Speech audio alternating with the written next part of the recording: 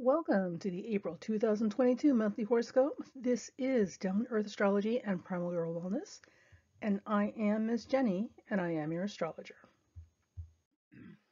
Okay, so April is it's actually a very interesting month full of subtleties and textures. One of the things that we're looking at this month is involving midpoints. We do have an eclipse at the end of the month, but most of the month we don't have anything quite so obvious to work with. So there's a lot of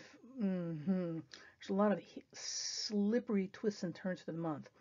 So I'm going to read to you how I'm interpreting this midpoints, and I'm just going to leave them up there for you to see. So for those of you who are not familiar with midpoints, midpoints are really easy and very straightforward, at least in calculation. So you take two planets, figure out what the exact halfway mark between them is, and any planet landing on that spot becomes the activator, I suppose, or participant in that particular planetary picture. So here, where we have, for example, Pluto equals Uranus plus Sun, the midpoint between Uranus and the Sun is where Pluto is sitting, right? So that creates a planetary picture. And this is where astrology gets very complicated because there is no cookbook recipe for planetary pictures. Like, you really have to develop an appreciation and an understanding and a knowledge of how the planets work and what they symbolize to be able to put together a cohesive sentence that makes a comprehensible sentence that makes sense to other people when you're talking. So, and anyway, so here we go. This is in effect for the entire month of April. So during this month, one of the things that we should expect to see is a tremendous concentration of power. Now, interestingly, that concentration of power may pop up in exactly the least expected places. So while we know on a global level right now, the big thing we're all dealing with, because you say the word nuclear weapon and now it's a global problem, right? Is Russia, and with their invasion of Ukraine, and also NATO and the United States trying to figure out how we're going to handle this so we don't blow up the planet. So in theory, the concentration of power is definitely in the hands of Russia and, the opposing forces. So the players are pretty clearly laid out: China, Russia, the United States. I don't know if the European Union, like, if we would look at that as a single country or we would look at them as a whole. But basically, oh, well, and there's also Iran. Iran's a little bit dangerous. We haven't heard about Iran in a while. We'd like to not hear about them. Anyway, so it is entirely possible that we may see an incredible concentration of power popping up in the most unexpected places. Certainly Ukraine and their response was unexpected, but it's this sort of thing where we weren't looking for it. In your personal life, look for the location of Pluto, but more importantly, look for any aspects that's having to planets in your chart to determine where you may find yourself in a bit of a power struggle with other people. And it doesn't mean that you're right or wrong. It just means that there's definitely going to be some challenges and power struggles there. And give yourself plenty of room and latitude and space to make a hasty retreat, be wrong, or simply to back up so that if anything happens and the other person or the person challenging you makes a mistake and falls on their face, that you've got plenty of space between you so that they're not falling on their face on top of you. And so that's that Pluto-Uranus Sun picture. It's potent and powerful. Now also with Pluto-Uranus Sun, what we might also be seeing are things popping up or coming into conversation across the globe, or certainly in mass consciousness, that has a lot to do with earth metals, deep underground mining and earth metals, not coal like we've got with Manchin and his nonsense out in West Virginia. God, what is in the water out there? But like rare metals, right? Rare metals as they're mined from the earth. So that may be precious metals. That may be something that comes up as very, very important this month also. I'm not completely sure what that's about, but if somebody out there knows, please by all means educate the rest of us.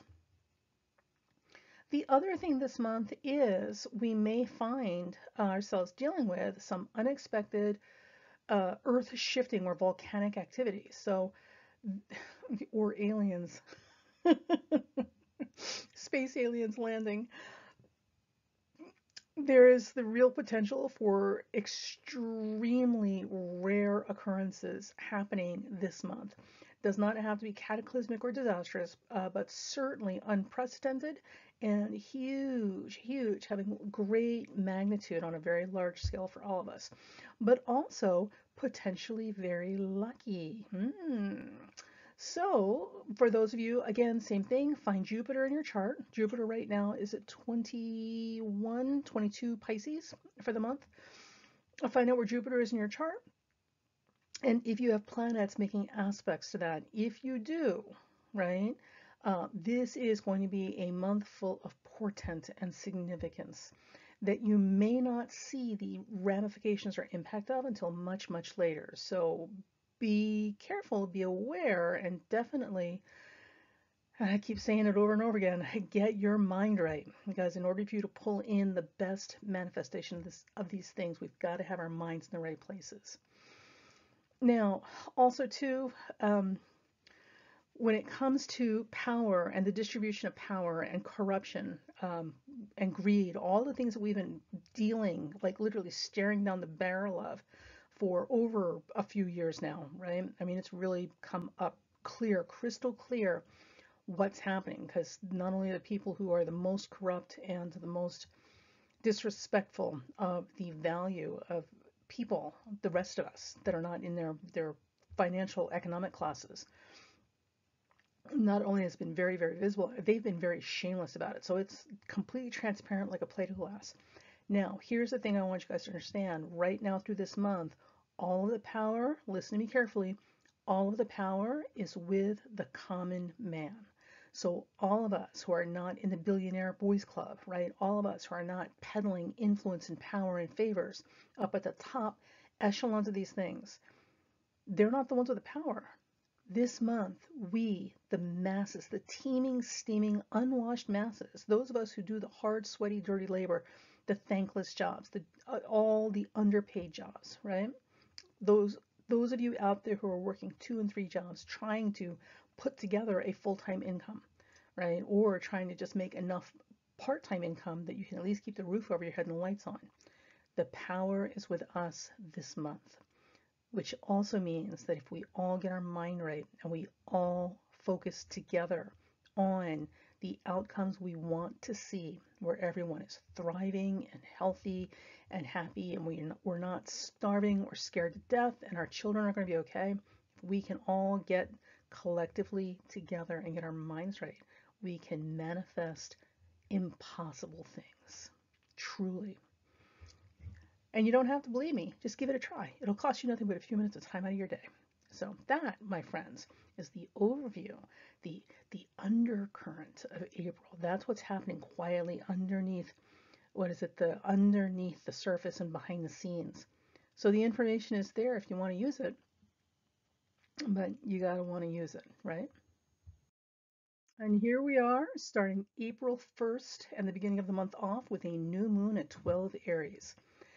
This is an interesting new moon, so I want to give you some information about it. So the first thing is that this new moon in Aries isn't really making a lot of aspects. It's making a few weak aspects, but not anything to write home about. So nothing to panic about. It is in the second decade of Aries, which is ruled by Leo, and the planetary ruler for that decade is the Sun. So this particular new moon is very much about performance and visibility, right? Interestingly, the fixed star Cepheus is also where this new moon sits. So the new moon is on the fixed star Cepheus. Now, Cepheus is an interesting fixed star, and it doesn't bode well considering the circumstances we find ourselves under right now. Because Cepheus describes an old man who lives in the past, and he yearns for his glory days that have gone by. So he brings up young boys and trains them so that they can fight his bloody battles for him. And this character, or this type of character, will often confuse his legal dominion over these young men, or his legal authority over these young men, as and mistake that for a personal and moral right to their obligation, as if he were their stern uncle or arrogant guardian. It's that kind of overreach in terms of, um, well, refusing to let go of the past and moving forward. That's a problem.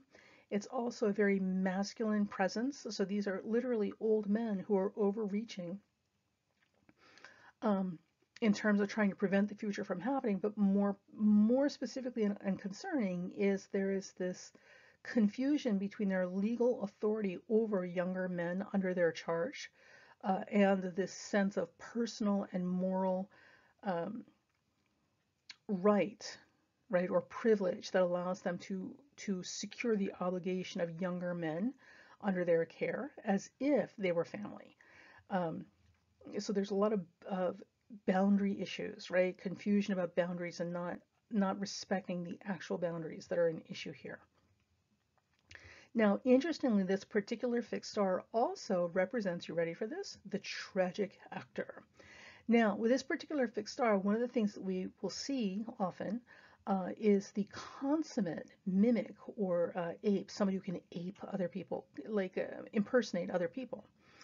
Um, if these individuals or characters described by this fixed star are not inclined to go to battle themselves, but instead turn to communication as their weapon of choice, they will also still at the bloodthirsty over hypermasculine stuff happening here will create images of brutality and war so convincing, like virtual reality, that you would actually believe it's happening when it isn't. All of this is to say that this new moon, because it's also it's a dark moon, right?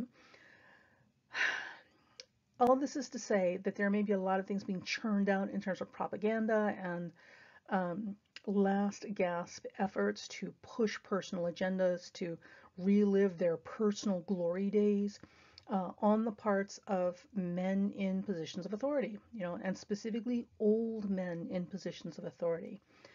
And this is a global thing, not just us, because everybody everywhere we're seeing it. So with that in mind, be aware that we also may we may actually now actually be fed, sorry, my English is slipping, this month, and certainly around the beginning of this month, fake news. So be on the lookout for carefully crafted presentations that look as real as virtual reality looks, but not necessarily isn't. So use your common sense and your gut instincts, and don't take everything as 100%. And understand that some things are deliberately being inflated specifically to ramp up the masses and get the troops out, because if this is an issue of old men trying to relive their glory days by sending younger men out to battle for them, they're going to need to ramp these men up and convince them that there's a noble and honorable reason for them to do this, when actually it's just ego on the part of old men who are well past their prime.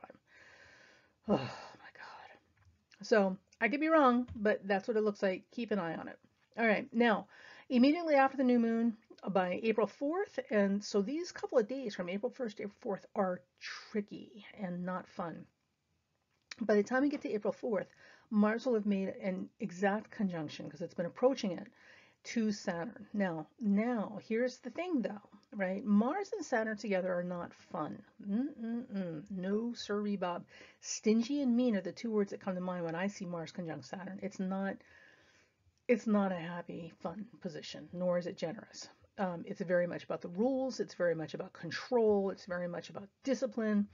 And it's very much about punishment. Mars conjunct Saturn is a really tough combination to have unless you're using it for specific things. Now, the saving grace is that this particular Mars conjunct Saturn all month long is going to be in the decanate ruled by Venus. Venus is in Pisces. Which is going to give us some, what is the word I'm looking for? Some not redemption, but some space to work in here. So it's going to soften a lot of the harder sides of this Mars Saturn.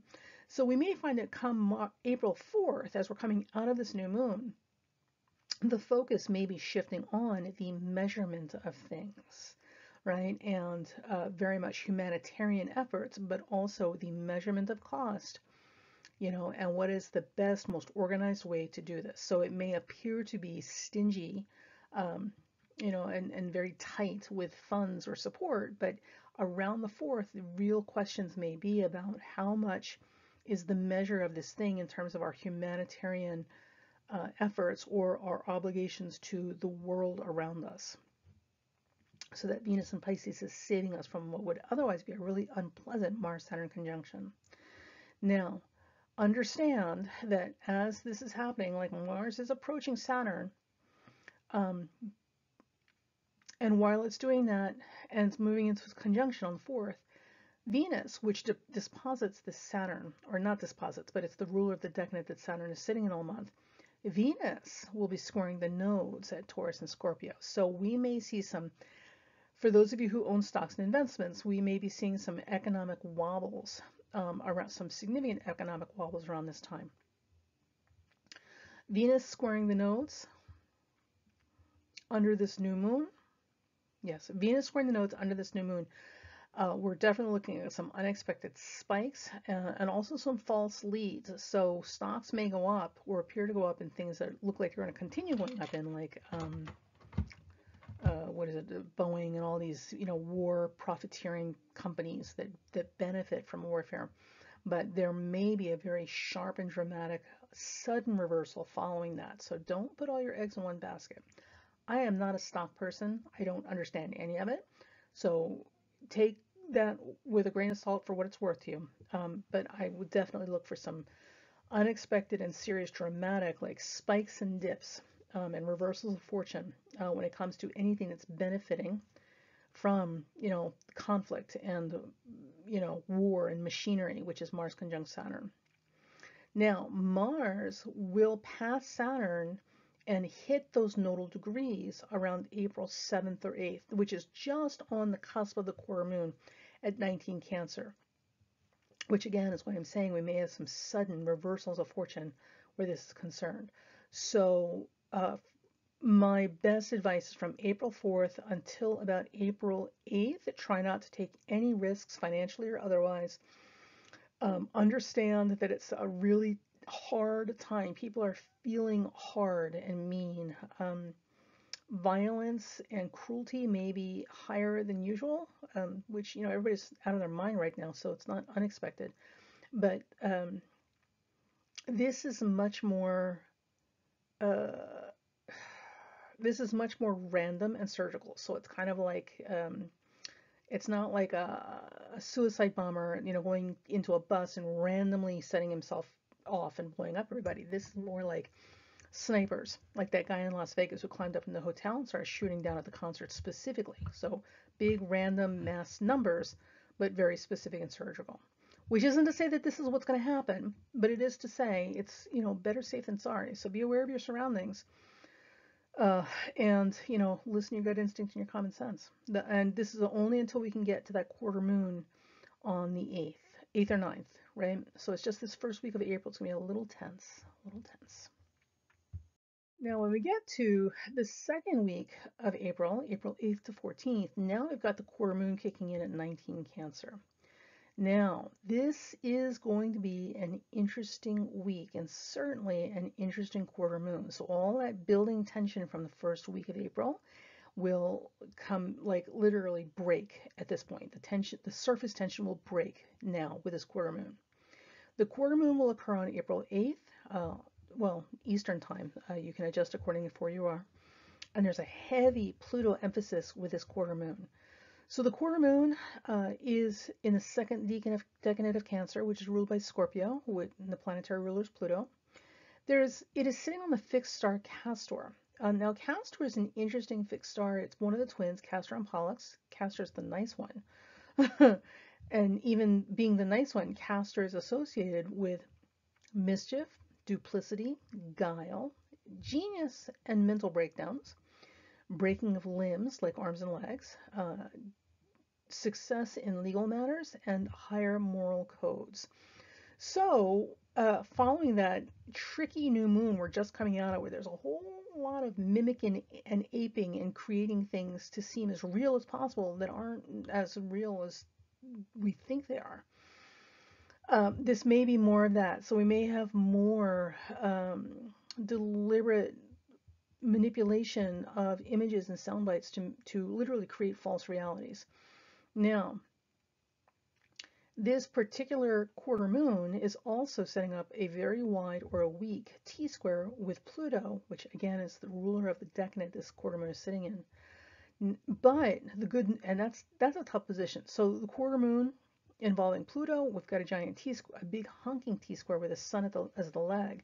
So authorities, people in position of authority and leadership, and this could be you in your personal life, are very much under the gun right now. Like this is a do or die moment. You've got to make a decision. It's got to get done. Do it, like literally do it or get off the pond. You know, lead follower, get the hell out of the way. So there will be some very hard decisions that have to be made. Things are coming to a culmination at this point where leadership and authority is concerned because the pressure has been on and now we've reached the breaking point. Remember, the surface tension is breaking under this quarter moon. Now, the good news is that the moon, which is part of this quarter moon T-square, is supported by Uranus because it's taking a beautiful sextile to Uranus and a trine with Jupiter and Neptune. The sun is also being supported by Mars and Saturn separately. So what this suggests is that this T-square with all of the critical mass that things are reaching and the demand, the force that is brought to bear to make a decision, do something right now, is also supported by people being open to inspiration and suggestion and wisdom from other people. So there is the opportunity for action to be taken or force to be taken, but it will be the best possible action that is the most supportive and beneficial to everyone involved at this time. So we could, in theory, be looking at the closest to a win-win scenario that is possible in any given situation. So again, if this is you in your personal life, maybe you're the big boss at your job, maybe you're in charge of a project with a team, maybe you're in charge of a daycare. If you personally are in a position of responsibility for other people and their work and their behavior, and you are functioning as an authority or leader in that group, then you will know what this is because you've been feeling it. This whole first week of April is really going to drive that point home. But if you keep yourself open to suggestion and wisdom and input from the people around you, it will be very, very likely and impossible to miss potential win-win scenarios or solutions as close as they're ever going to be possible right now. So listen to the people around you. There's a lot of support and help here. Okay, and again, to drive home the point about things reaching critical mass, decisions needing to be made, and things coming to a close, Mercury will square Pluto at the 27th degree. So it's in the last 3 degrees of the sign, Mercury is squaring Pluto, which again, Pluto rules that moon in that T-square configuration. So with Mercury squaring Pluto at that 27th degree, for some people, there's a sense of urgency and finality to these negotiations. With Mercury square Pluto, we're always looking at negotiations rather than communications. I mean, it isn't communication, but negotiation is a whole other level, right? So a negotiation is not a debate. A negotiation is a negotiation. So this week around this quarter moon, we're especially feeling, and even in your personal communications, you're going to be feeling this urgency and almost a need to bite your tongue, right? Because those last degrees of signs are really tough to work with because we really just want to get on with things. And there's always more than a little impatience with those last degrees. So with Mercury squaring Pluto in the last degrees, many of us will be feeling and should be exercising the discipline required to bite our tongues and just suck it up, Buttercup. It's only a couple of days. Okay. Now, also too, Jupiter at this time will also be in exact conjunction with Neptune. So we're feeling it in a lot of different ways. So here's some fun things to know about Jupiter and Neptune together. So Jupiter and Neptune together, and in Pisces, absolutely rules duplicates and imitations and carbon copies and mirror images and clones, right? So this whole thing about virtual reality and mimicking things, aping things, and making things seem so real that we forget they're not real, or we can't tell the difference. This Jupiter-Neptune conjunction is absolutely going to make that even easier. So it should be interesting to see what happens. Now, the other thing with Jupiter and Neptune together like this in Pisces, remember, a planet is at its strongest and its best possible ability to reach its highest potential when it's at home in its own sign. So Jupiter and Neptune are both back home in their own playground. So where they are God, ruler, emperor, king, like and queen, because they know it and they own it. This is their place. So we have the potential to get the highest possible expressions of Jupiter and Neptune right now, like we are never going to see again for a lot of years, right? So, sure, we could have a lot of aping and mimicking and things pretending to be things that they're not, and a whole lot of playing with reality, or creating virtual reality, misinformation, I suppose, fake news. But this is also a time of profound miracles and spiritual development. And remember, outer planets, Uranus, Neptune, and Pluto, have to do with transcendence. It has to do with things much larger than our small selves and our small little lives.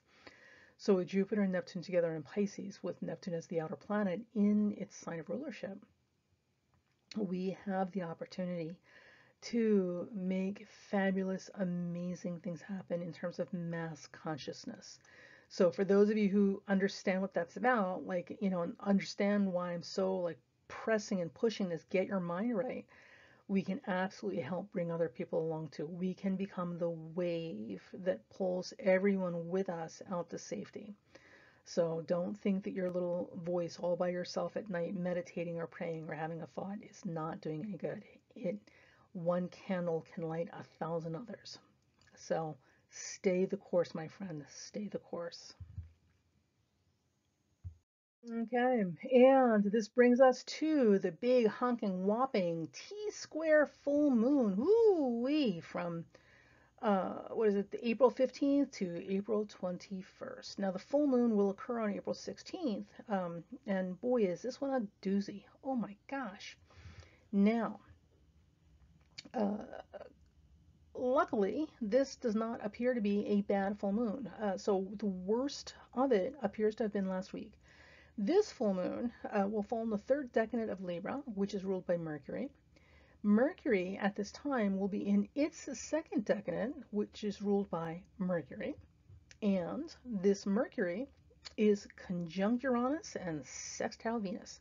So expect this full moon to really crack open that eggshell, and we may have more than a few things coming to the surface in terms of discovery or visibility that somebody didn't want people to know. But it's very important for the rest of us that we do know that. So full moons expose things, and definitely expect some major exposure here. And also, as a result of that exposure, the breaking up of stalemates, right? Finally, oh my God, we can get past the nonsense. So if there has been anything in your personal life that has reached an impasse, or you feel like you're being stonewalled, or things are just not moving, like what is going on, right?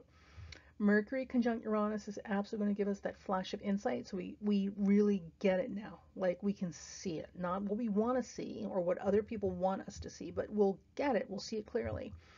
And it will be easier to understand and deal with. And because it is sextile Venus, one of the things that we're also going to see with it is how whatever this is that comes to light can actually be of benefit to us now that we know, right? So it won't be, horrible gloom and doom parades of shocking, awful news. It will certainly be surprising and or shocking and maybe awful for somebody. But at the end of the day, there will be the opportunity to glean something really good out of this. Oh, so keep the faith and keep your ears open and your eyes. And let's see what that's about. This should be a powerful full moon because, again, it's involving a T-square Pluto because Pluto's active this month. So active. And this will absolutely force people to get the let out. Like this is going to break up the impasses. Now, on April 14th, just before that full moon, Mars will enter 0 Pisces. Dun, dun, dun, dun. And following that, on April 15th, Venus, Mars, Jupiter, and Neptune will all be in Pisces. This is a big, big deal because this is all happening as we're coming into that full moon. So, with all this Pisces Libra, these are not, unlike that new moon in Aries, these are not aggressive, hostile, bloodthirsty planets, not by a long shot. Jupiter and Neptune will be conjunct, Mercury and Saturn will be in contra Antacia. This is going to be a very, very important time and maybe a little bit of a sloppy time, right? So we might find, depending on how you handle your human affairs, you may find that you're a little more tired than usual because you're soaking up all kinds of vibes. Didn't realize you were. Everybody is going to feel like an empath these days. So this is a very important time to do your self-care and to look out for yourself and learn how to ground that energy and also learn how to de-stimulate yourself periodically so that you can recuperate and recover. Words and actions should be congruent and need to be congruent around this full moon or during this entire week. Meaning, literally, you know the expression, say what you mean and mean what you say? This is literally the week where your actions and your words have to match up. There will be no excuses for cowardice or lying.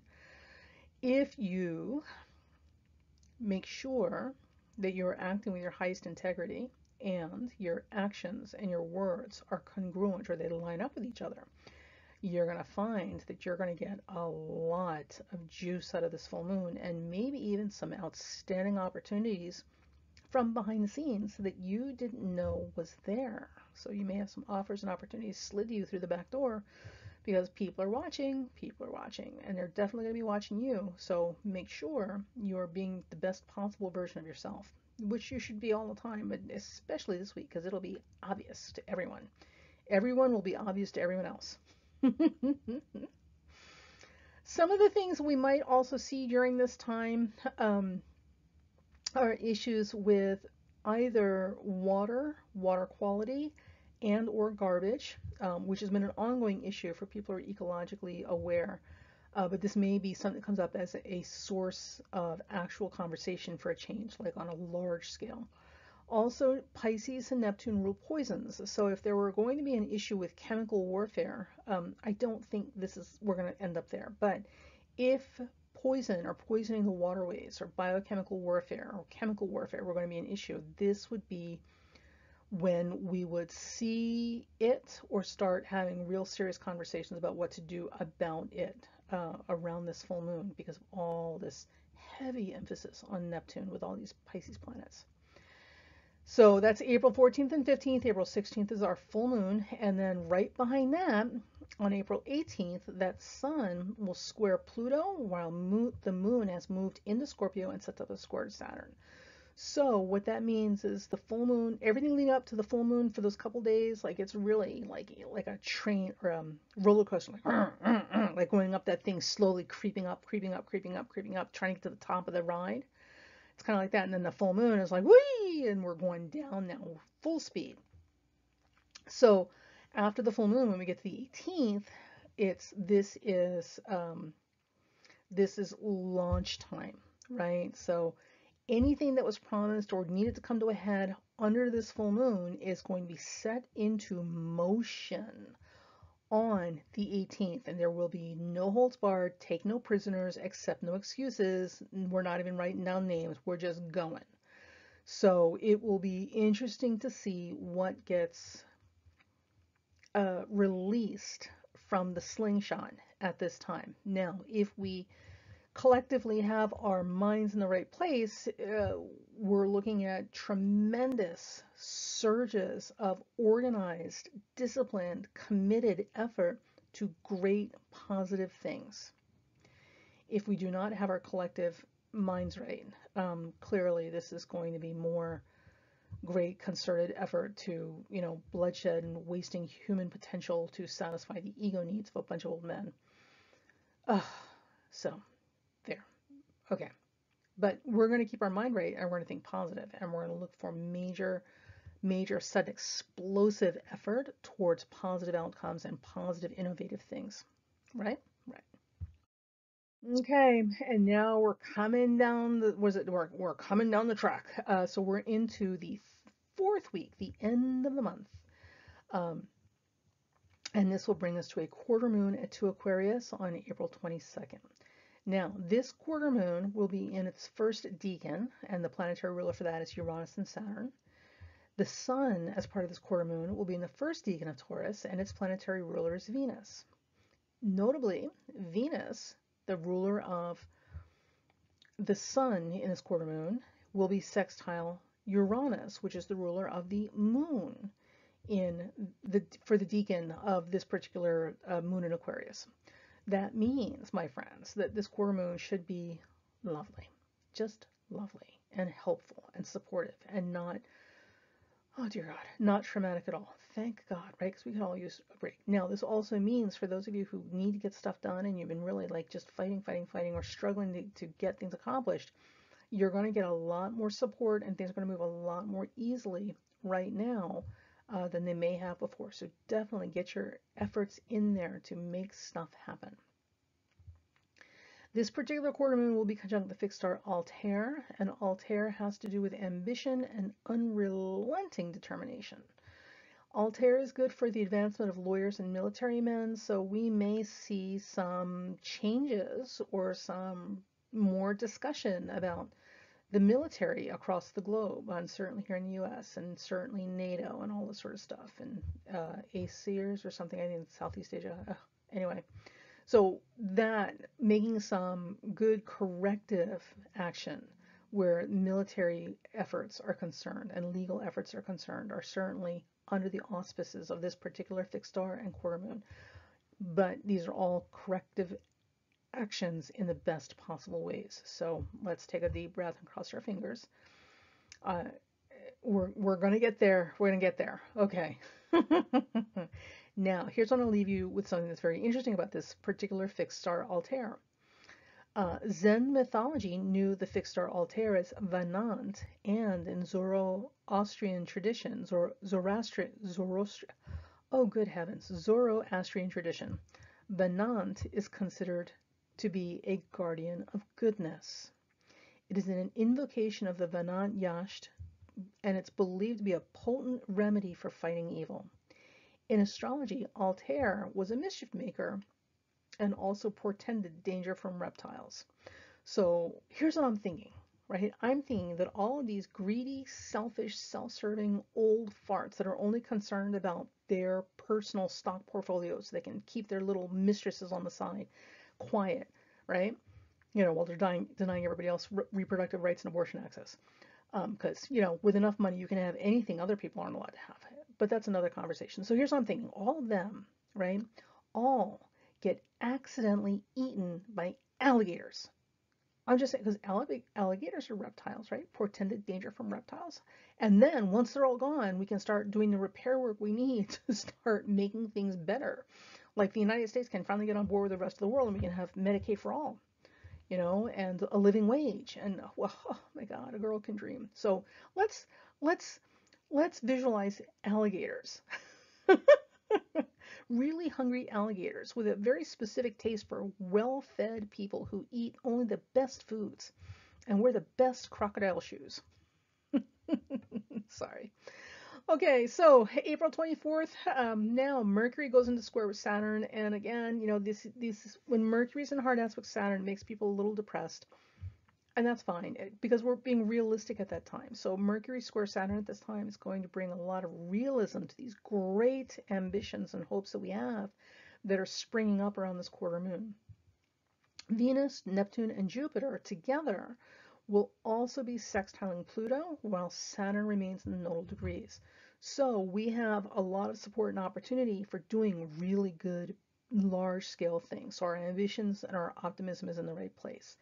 With Saturn in those nodal degrees at this time, we're certainly looking at some shifting and changing of the rules and order of the day. So that affects mass people and also are very fated changes. So the evolutionary processes that we're all constantly in the process of, that we're certainly like going through the hard parts now, that Saturn in the nodal degrees will absolutely force situations and circumstances in very fated and destined ways to turn the corner and to get it right and to do it right. So it will be interesting to see what happens in terms of large organizations and also authority and leadership and structure and rules, right, which would include laws, around the 24th when Saturn is in those nodal degrees as Mercury squares it. I did then what I knew how to do. Now that I know better, I do better. Maya Angelou. Okay, and this is what you guys might have been waiting for. This is the rest of this video is about the Taurus eclipse at 10 degrees, which will occur on April 30th, 2022 Eastern Time. Adjust accordingly for where you're at. Oh, such an eclipse we have for you. Okay, now I'm going to give you all the ominous stuff first, and then I'm going to tell you why this is actually good. So the eclipse at 10 Taurus occurs on April 30th. Right before that, Pluto is stationing retrograde. So by the way, since I forgot to mention at the beginning of the video, the Pluto station retrograde we're feeling all month long. So for people who don't have other people's best interests at heart, things are going to move like you're trying to walk through the Libra tar pits. Like it's just going to be an uphill, slogging, slow motion battle, right? Because Pluto rules the masses. Pluto's stationing retrograde all month long, baby, all month long, is giving us an opportunity to stop, to slow down and stop and review things and ask ourselves, is this really the best way to go about things in terms of both our spiritual evolution and our karma? Because remember, karma means consequences, not just this lifetime, but other lifetimes. And also, you know, if we dug a little deeper and we were a little more resourceful, could we come up with a better solution? That's your Pluto retrograde. And it's in those last degrees of Capricorn, last 2 degrees of Capricorn, we're really coming down the pike. So we need that time to stop and do a review of our homework before we turn it in case we want to change an answer. While this is happening, Mercury will be conjuncting Alcyone, the fixed star Alcyone, which is in the Pleiades constellation, which typically is not the happiest place for anything to be, because the Pleiades constellation is a very stormy constellation, and the old astrological joke is that it will give you something to cry about. I know, right? Oh my God. So those are the bad things. And here, my friends, is why it's actually not bad, and it's actually pretty good. Okay, so first things first. This Taurus eclipse at 10 degrees will be in its first decanate, which is ruled by Venus. So it's a Taurus eclipse in the first decanate, which is Taurus ruled, which is ruled by Venus. Venus, remember my friends, Venus is conjunct Jupiter and Neptune in Pisces. Woohoo, baby. Now, Venus is exalted in Pisces. This is a fantastic, loving position for it to be in. If you have ever, listen, darling, let me tell you, if you have ever been graced with the love, support, or friendship of somebody with Venus in Pisces, you're going to know there's just nothing like it. Nobody's going to love you as unconditionally as they are. Unfortunately for Venus in Pisces, they tend to get taken advantage of a lot because of that. But that's a whole other conversation. Anyway. Venus, Jupiter, and Neptune together in Pisces is the highest expression of love and the highest expression of compassion and sympathy and empathy and all the spiritual goodies that we're supposed to be aspiring towards. So this 10-degree eclipse in Taurus, with it sitting in the decanate of Venus, and Venus, its ruler, that ruler, being with Jupiter and Neptune in Pisces, means that we may actually finally hit that right note, that high note, that good chord of spiritual evolution and really become the people we are capable of being and who we need to be. So there is that. That means also too, for those of you who give generously from the heart in terms of time, service, or support, you will be well supported and elevated at this time. Stingy, mean people will not do well under this eclipse. So if you're struggling and it's just not like everybody around you must have lost their damn mind, you might want to check in with yourself and ask like where you're coming from, buddy, because maybe you need to adjust the station on the radio channel a little bit. So there's that. Now the other thing is Pluto, as Pluto makes its station on top of this eclipse, which makes this a superpower eclipse. Thank God all that Venus, Neptune, Jupiter, and Pisces is happening with that. Pluto will be stationing retrograde in its third decan because it is 2 degrees away from changing signs now, right? We're literally at the gate. We're at the gate and about to bust through. That third decan of Capricorn is ruled by Virgo, which is ruled by Mercury. Mercury in this chart is conjunct, or has just entered Gemini. And because it has just entered Gemini, it is in its first decan, which is ruled by Gemini, which is Mercury. So Mercury becomes power, and it's in contra antecedent to Pluto. So Mercury and Pluto together are a powerful, powerful, powerful combination when it comes to this eclipse function.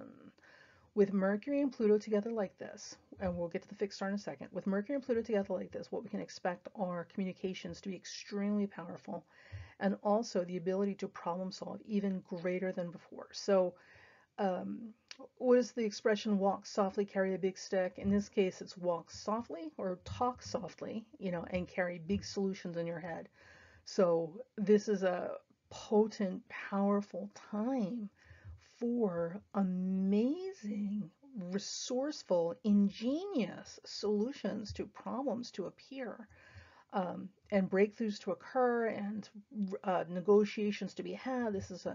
This eclipse promises some amazing, powerfully good protective stuff. I can't say enough good things about it. Okay, now, but again, this brings us back to Alcyone, in the Pleiades constellation, that whole, like, give you something to cry about. I'll give you something to cry about, mister, said Mother Nature. Now, Alcyone is not that bad. Alcyone actually promises a lot of honors and a lot of ingenuity, and, genius, but also mental breakdowns, and a few other things. We'll get to that, I think, in another slide. But it's not bad. Alcyone is a really good fixed star in its own way. Powerful, potent, and good in its own way. Also, I wanted to mention this eclipse is, in case you guys were worried about us ending up in, like, destruction and devastation by the end of the month under the eclipse, don't worry. Mars, which would rule military aggressive action, is actually in sextile to that Taurus eclipse, and with all this Pisces planets involving this eclipse, Mars is not an aggressive sign. And it's a sextile, it's not an aggressive placement. So we should actually see some really beautiful movement towards really positive, pleasurable, good things that are peaceful and happy. Also too, because Mars is conjunct the fixed star Scat, which is the fixed star of joy and happiness. So let's hang on to the optimistic thought that something wonderful that's going to make us all happy is going to pop up around this eclipse. Now, I did make note of some eclipse aspects because there's some interesting stuff happening here. But before I do that, I just want to give you guys some more information about Alcyone. Because I'm leaving it hanging here. Hang on one second. Okay, so here's the deal with Alcyone. Alcyone is still part of the Pleiades constellation, and it's complicated and terrifying if you read some of these interpretations. One of the things we can expect with this eclipse, because Alcyone is involved, because it's Pleiades constellation, is we can expect flooding and heavy, heavy rain, well above and beyond what is considered reasonable or normal around this time somewhere or in many places across the globe. So, and that fits with all this water emphasis that we're looking at, right? So keep that in mind. And if you live near water or places where water is likely to rise, people live in low coastal areas and things like that, make sure obviously that your insurance is up and it covers flooding. And certainly if you can move to higher ground or get your valuables to higher ground where it won't be threatened, that would be good too. So there's that. Okay. The other thing is that Alcyone specifically lends itself to glory and honors. Now, this could, in theory, glory and honors typically we think of with military and military preferment, and I'm kind of over all of that. I'm really kind of over all of that. So I'm not going to focus on that. It is a possibility that there's more military engagement going on through the month, but I'm not going to focus on that. It could also be that glory and honors are things that are specific to Mars and Saturn things, which also includes not just aeronautics, but space travel. So NASA, science, rockets, right? Nuclear physicists, all of those things that have to do with big, high tech, big science, big brain, uh, and certainly involving very hard measurement and calculation because there is no room for loosey goosey math here. Um, and certainly involving metals and precious metals are absolutely going to be at the high point and could be where we're seeing honors and glory, right? And preferment or support, financial support at the end of the month with this eclipse. So let's all get back to the great space race because that was a lot more interesting. And yeah, let's make sure that Bezos and what's his face, Musk, um, the mollusk, they start paying their damn fair share of taxes because NASA doesn't need them. They've got their own program going. They can pay their taxes and help NASA that way, not compete with them. Ugh, sorry. Personal peeve. Okay. All right. So the aspects for the month with the eclipse, right? So here's what we've got going on. The first thing was you've got Mercury and Pluto in contraparallel and trying to each other. So again, ingenuity, problem solving, really great opportunities to do some profound, really powerful negotiations and problem solving. Okay. Venus and Jupiter and Sun and Uranus are both in conjunction. This gives us a very happy, optimistic vibe around this eclipse. So, and remember, kids, eclipses are in effect for 6 months. So, for 6 months out from this eclipse, we've got some real positive, supportive, life-affirming vibes happening, and we want to embrace that while we've got it. Venus and Jupiter together, certainly, and it's in Pisces, and it will certainly make us kinder, more compassionate, gentler people, which we need to be. They're also powerful, which really emphasizes and further reinforces all the strongest, highest, best, most beneficial expressions of Venus and Jupiter. Also, because Jupiter is in its rulership of Pisces and Venus is exalted in the sign Pisces. So, if there were ever a time in life when we could get in touch with our Christ consciousness or whatever, our Buddha nature or whatever this thing is that exemplifies the highest good in your spiritual practice, this is the time under this eclipse and for the next 6 months that we're going to have the opportunity to discover that and cultivate that in ourselves. That is pretty damn awesome. The Sun and Uranus will also be together and they will also be parallel, further emphasizing that Sun-Uranus conjunction, which gives us novel, new, fresh air approaches to leadership. So we might finally, oh sweet Jesus in heaven, finally get off the bottle with these old ways of doing things, with these old men in charge thinking, and start moving towards a progressive future. Clearly, I'm a Bernie fan. So it's not about old men specifically, it's about the whole old way of doing things, which is a whole social conversation by itself. But you know what I mean? So we're finally going to have an opportunity to break free from the old conditioned ways of doing things that have got to go. These things need to become extinct like the dinosaurs. Their time has come and gone. It's time to move into the future the way we're supposed to. So that's the big stuff. Now, here's the interesting things that are happening with this eclipse. So quintiles are little minor aspects and are typically associated with creative innovation. With a moon Saturn quintile each other, one of the things that we can look at is certainly a creative and innovative ways of making sure that people are fed and housed. That is going to be an issue. Not that it ever wasn't an issue, but certainly at this time, with this eclipse, we're going to have an opportunity to find new and different, better ways to address those issues. With the Sun, quintile Saturn, and contraparallel, emphasizing it, what we're also looking at is, again, new and creative ways, innovative ways of approaching leadership and the pragmatic limitations and realities of what we have around us. So we may actually have some creative, fantastic thinking going on in terms of addressing the day-to-day here and now problems. And that's a great thing. And we should certainly see that in our personal lives as well. But it's always nice to see it in the leadership because whatever they decide, we've got to live with, right? Now, before I do the noviles, we'll do the septiles. So The septiles, we have a Sun septile Pluto. Ooh, that's pretty ominous because remember, Pluto has stationed retrograde under this eclipse, and the eclipse pattern is including a Sun septile Pluto. Dun, dun, dun, dun. Now, what this means is this particular eclipse is certainly right now, I can't begin to tell you, like I've been saying it over and over again, but I'm going to say it again. This is a critically pivotal time in terms of our collective evolution for all of us. So this is literally the fork in the road, right? Whether we want to be here or not, we are as a group, all of us, as humanity, as a human race, we are all coming to the collective fork in the road. And whatever choices we make and directions we move in, now that's it. There's no coming back from it. So we've got to make the right decision. Do we go to the left? Do we go to the right? Which direction we're going in? Because we can't go straight anymore. Got to pick a direction.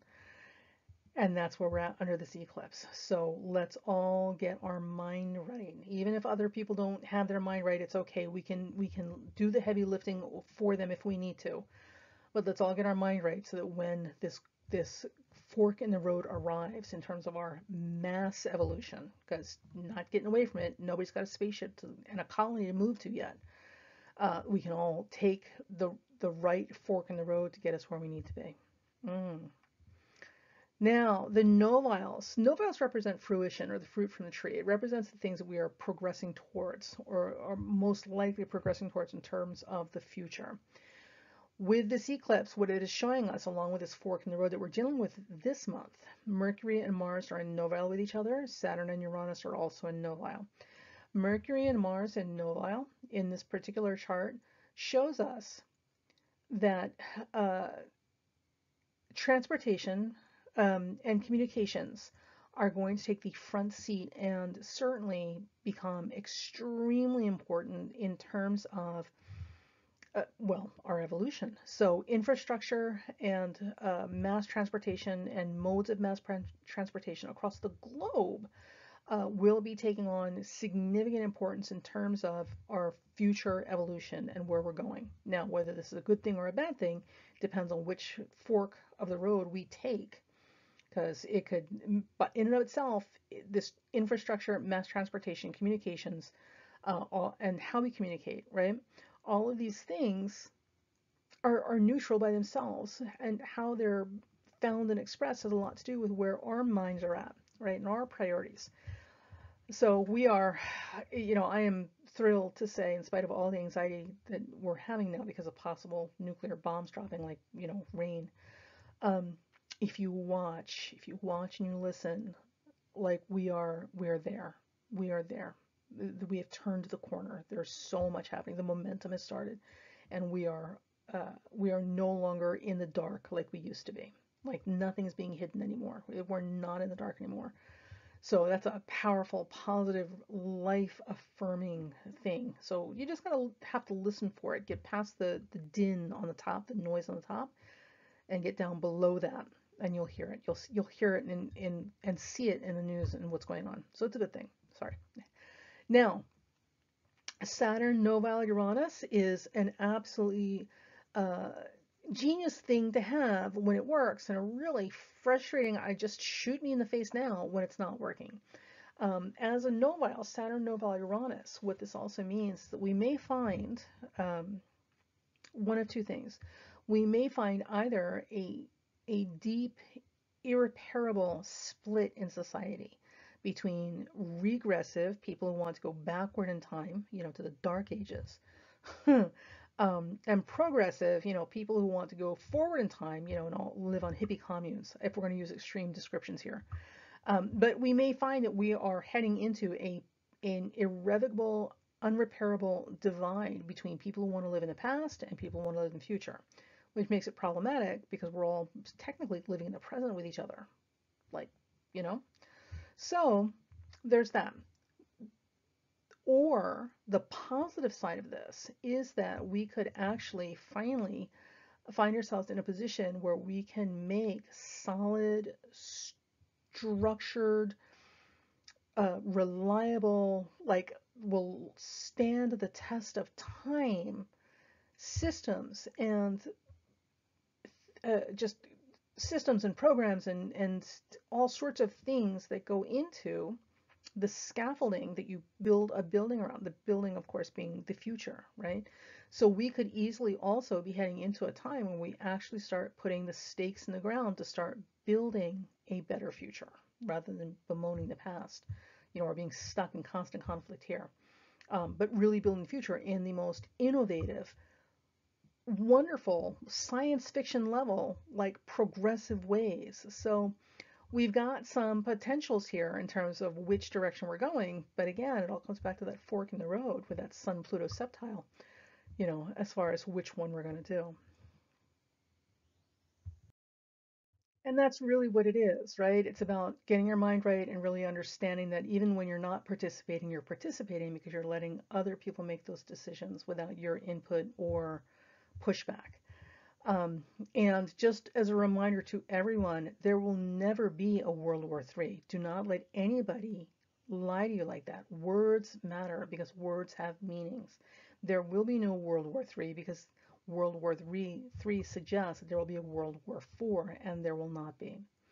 If war breaks out, there will only be complete and final destruction of the planet because now we're talking about nuclear weapons, right?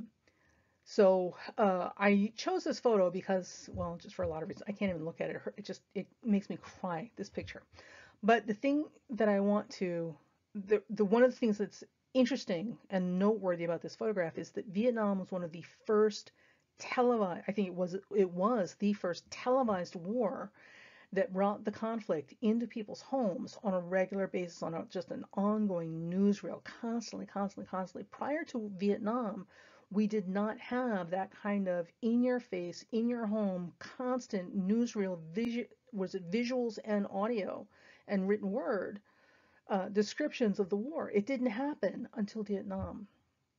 And Vietnam was in the 60s, which was the same time we were having a tremendous amount of civil unrest between people who wanted to take us backward in time and maintain the status quo and deny people civil rights and reproductive rights and voting rights and all of it, right?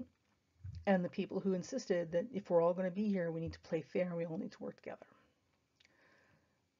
And now, in the 2000s, we're right back there again. We're watching war being televised, like constant stream and feed, and our televisions in our homes in detail and colors that we can't deny. Like there's no not looking at it. Now it's real, or as real as it's going to get without actually being there. And we are in a time of great civil divide because there are people who want to maintain the status quo because it benefits them, no one else, just them. But part of maintaining the status quo means keeping us in the dark ages because we can't move forward. And then we've got a whole other side that wants to push forward because at the end of the day, it's the future. We have to move into the future because if we don't, we become dinosaurs and we become extinct because we can't or won't adapt. So we are repeating that cycle again now, which is why I put this picture here. Um, and also, this picture is the reality of war, and it shouldn't matter whether these children look like they could be related to you or definitely related to somebody else. At the end of the day, they're children, and this has to stop. We have to stop this.